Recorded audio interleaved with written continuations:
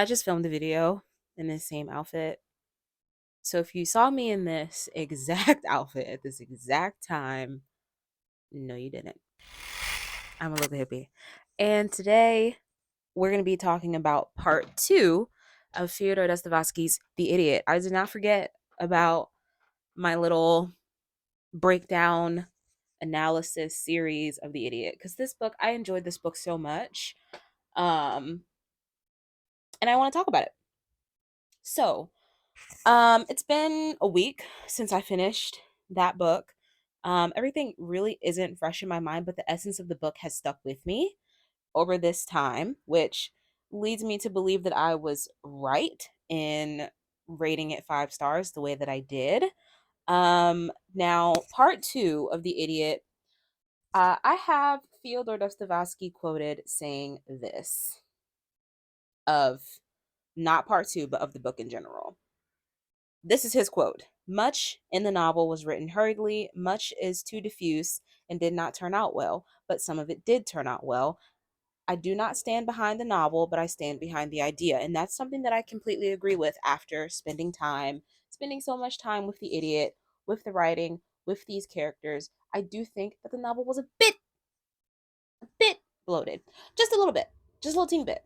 But if you stick with it, you will come around having finished reading this book with the idea that I believe Dostoevsky set out to express in this novel.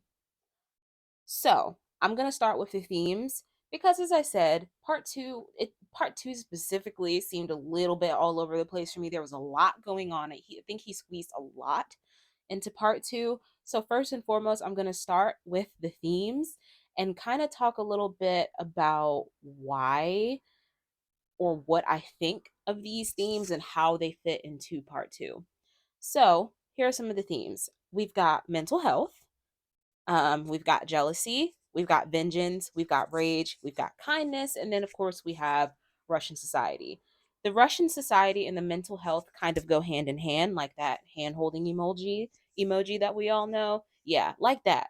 Because what happens is that as we see this chapter progressing, as he's interacting with these people in this high society, we see him becoming his brain, his thoughts. I mean, and it's a very evident change from part one, where he's so philosophical and he can express himself freely with ease, no trouble at all, just speaking about the things that are on his mind and having a pretty clear, if not long-winded stream of consciousness, to him being very confused after having interacted with these people, specifically Rogozhin. I feel like a good deal of part two, I think there's a whole chapter dedicated to this interaction that he has with Rogozhin, which leads to him having an epileptic fit, falling downstairs and literally busting his head open on stone floors. So I think it's very clear that this way of life, it's too much for him. It's a bit of a mental shock, the way that these people think, because the whole point of Prince Mashkin is that he is simple. He is the figure of simplicity. There's no duplicitousness, there's no ulterior motives with him. He's not trying to get anything out of anyone. I think really what he wants is companionship. He just wants companionship.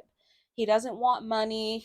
But these people around him, through their own projections, they're thinking that that's what he wants, and he's going about getting those things in a weird roundabout way because he's an idiot, and that he's so much less intelligent than them that he can't even, deceive. But he's not trying to. That's the point. He's being honest.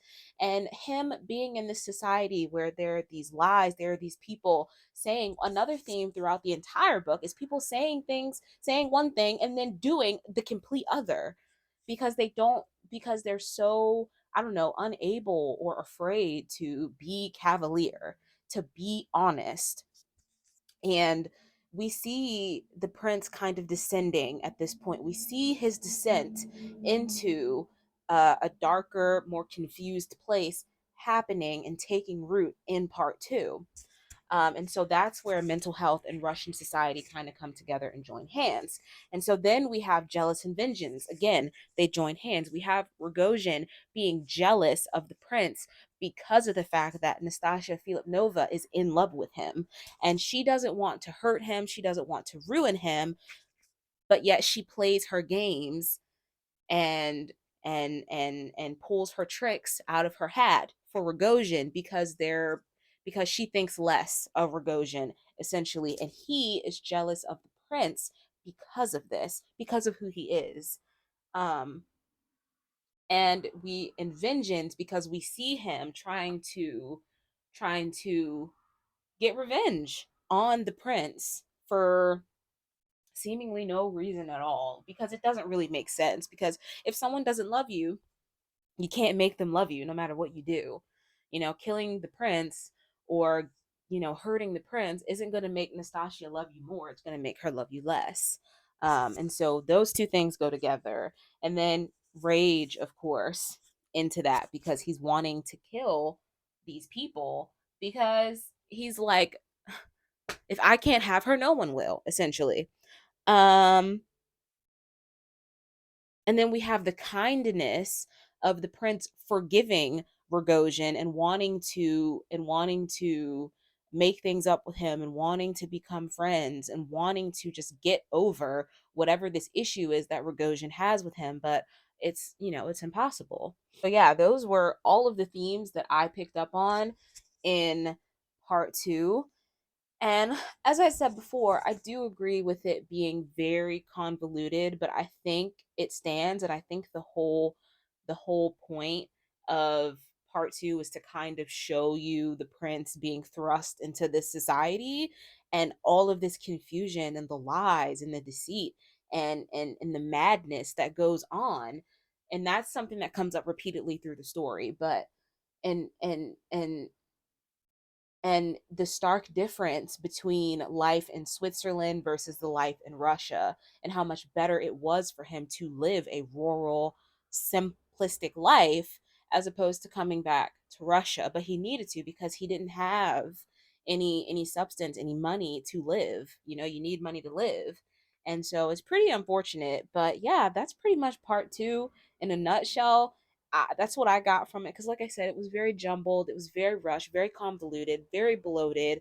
But I think what you get from it in the end is still just as profound as if it maybe, I don't know. I mean, maybe the fact that there was so much in the chapter, well, in this part, that it's so diffuse, that I think it's a little bit more profound that you could still get that from all that was part 2 of The Idiot. But that's going to bring us to the end of the video. I will be filming part 3 and 4, parts 3 and 4, coming here soon. But until then, I hope you have a good day. I hope you have a good evening. And most importantly, I hope you read a good book.